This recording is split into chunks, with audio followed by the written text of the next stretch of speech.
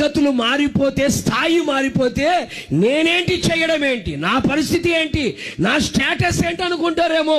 నువ్వు దేవుని ఇంట్లో ఒక పరిచారకుడు అన్న సంగతి మర్చిపోవద్దు. ఈ రోజున ఈ హోసన్నా మినిస్ట్రీస్ శాఖోపశాఖలుగా ప్రపంచమంతా వ్యాపించబడి అనేకులకి ఆశీర్వాదకరముగా, దీవెనకరంగా మార్చబడడానికి ప్రబలమైన కారణాలు అనేకమైనవి ఉన్నను. అందులో ప్రముఖమైనది ఏమిటయ్యా అంటే, యేసన్న గారు కూడా గొప్ప పరిచర్య చేసే ఈ పరిచర్యని స్థాయి తీసుకొచ్చాడు. కూడా చొప్పులు గట్టిగా. ఈ రోజున నాయకులుగా ఉన్నవారే కానివ్వండి, సేవకులుగా కొనసాగుతున్న వారే కానివ్వండి, ఒకప్పుడు దేవుని సన్నిధిలో వారు చేసిన పరిచర్య అలాంటిది.